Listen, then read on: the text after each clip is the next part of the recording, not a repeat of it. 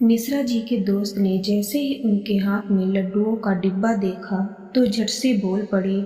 कि आज सुबह सुबह किस खुशी में लड्डू बांटे जा रहे हैं। मिश्रा जी ने अपने दोस्त को बताया कि ऊपर वाले की दुआ से आज मेरे घर 3 बेटियों के बाद बेटा पैदा हुआ है। दोस्त ने मजाक करते हुए कहा कि वैसे आपके ऊपर रहता कौन है। मिश्रा जी ने गंभीर होते हुए कहा कि मैं अपने ऊपर नहीं, सारी दुनिया के ऊपर रहने वाले मालिक की बात कर रहा हूँ। इस दुनिया में जो काम धन दौलत और ताकत के बल पर नहीं किए जा सकते, उसे वो मालिक एक दुआ के कबूल होते ही कर देता है। मिश्रा जी के दोस्त ने अपने मजाकिया स्वभाव के अनुसार अपनी बात आगे बढ़ाते हुए कहा कि आपकी इस दुआ वाली बात से एक बहुत ही मजेदार किस्सा याद आ गया। आपको भी याद होगा कि फिल्मी जगत के इतिहास में आज तक की सबसे लोकप्रिय फिल्म शोले का एक डायलॉग बहुत ही मशहूर हुआ था कि तेरा क्या होगा कालिया। मजाक करने वाले कहते हैं कि कालिया ने गब्बर से कहा था कि सरदार दुआ करो कि मेरे घर लड़का हो जाए। बात किसी मजाक की हो या कठिन परिस्थितियों की, एक जनसाधारण से लेकर बड़ी से बड़ी हस्ती के जीवन में एक बात समान रूप से सामने आती है कि जब भी जिंदगी के किसी मोड़ पर बुरे वक्त से सामना होता है तो उस समय हमारी जीवन नया बीज भंवर में हिचकोले खाने लगती है। दुनिया में बार बार अपनों से धोखा खाने के बाद जब इंसान का सब कुछ लुट जाता है, उस समय वो खुद को अकेला और असहाय महसूस करने लगता है। सभी संसाधन होते हुए भी इंसान कभी कहीं सूखे और कभी अधिक बरसात के कारण बाढ़ जैसे हालात के सामने जिंदगी की जंग हारने लगता है। हंसी खुशी में तो हर कोई एक दूसरे का साथ निभाने का दिखावा कर लेता है, लेकिन परेशानी के वक्त जब पैसा, ताकत, दोस्त, यार सभी हमारा साथ छोड़कर हमसे दूर भागने लगते हैं तो उस समय चारों ओर हमें अंधकार ही अंधकार दिखाई देता है।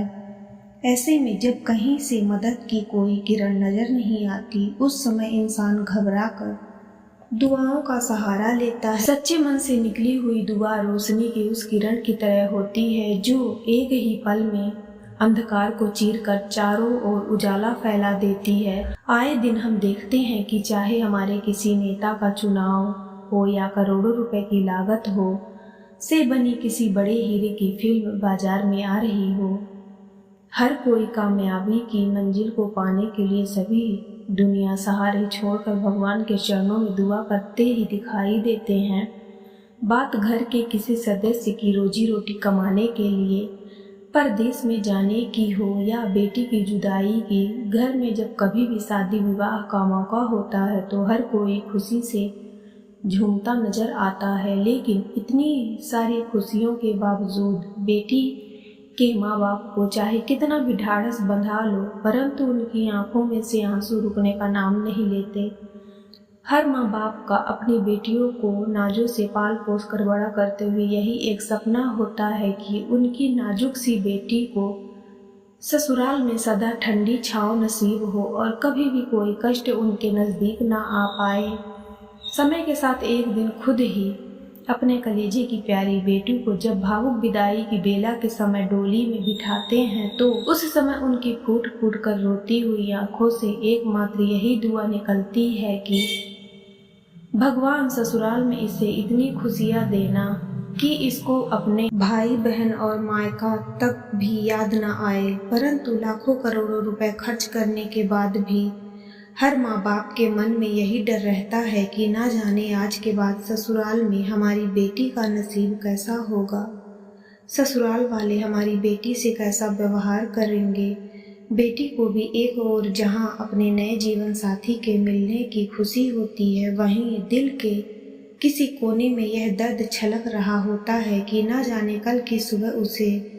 किस्मत के किस मोड़ पर ले आए जाएगी। इसीलिए शायद घर का हर सदस्य जुदाई के इस मौके पर रोते हुए अपनी बहन बेटियों को आशीर्वाद देते हुए यही दुआ करता है कि जिस भी भगवान ने उनकी बेटी का भाग्य जोड़ा है वहाँ पर सदा खुश रहते हुए राज कर सके। सभी साहसी कर्मियों का मानना है कि बात चाहे एवरेस्ट पर्वत पर चढ़ने की जाए या समुद्री लहरों के नीचे मौजूद दुनिया के रहस्य को खोजने की, जब तक अपने प्रियजनों की दुआ आपके साथ नहीं होती आप केवल अच्छे ज्ञान एवं तकनीक के सहारे अपनी मंजिल के शिखर पर नहीं पहुंच सकते। इतिहास भी इस बात को झुठला नहीं सकता कि चाहे कोई तन से चाहे कोई मन से दुखी हो, जीवन से जुड़े हर पहलू में आम इंसान से लेकर राजे महाराजाओं ने दूसरे सभी विकल्पों को छोड़कर सिर्फ दुआ की पतवार से ही अपने जीवन नया को पार लगाया है। आजकल न जाने जमाने की हवा कैसी होती जा रही है कि लोग अपने दुखों से कम और दूसरों के सुखों से अधिक दुखी होते हुए दुआ से अधिक बद्दुआ को अहमियत देने लगे हैं।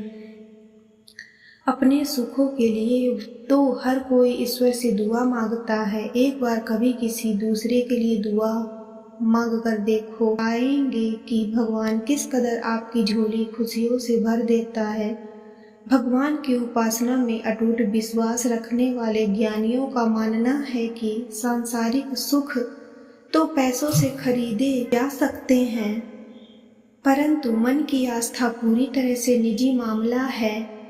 और हर कोई अपने इष्ट देव तक केवल दुआ के माध्यम से ही पहुंच सकता है। हमें अपनी कमियों को छिपाने और बुरे कर्मों के लिए किस्मत को दोष देने की बजाय सच्चे मन से दुआ करने की आदत डालनी चाहिए। इससे हर किसी की किस्मत खुद ही संवरने लगती है। सच्चे दिल से दुआ करने वालों के हर कष्ट को मिटाने के लिए परमात्मा खुद ऐसे इंसान के पिता, गुरु और मार्गदर्शन बन जाते हैं कि फिर उस व्यक्ति की दुनिया में किसी से डरने की जरूरत नहीं होती। नेक दिल इंसान पूजा पाठ और आराधना के बल पर उदासी परेशानी को अपनी दासी बनाकर रखते हैं और उसे कभी भी अपने चेहरे पर नहीं आने देते। सारे देश में अमन चैन की दुआ करते हुए अंकल इतना ही कहते हैं कि दुआ दिल से करो, सदा ही कबूल होती है, लेकिन मुश्किल यह है कि यह बड़ी मुश्किल से होती है।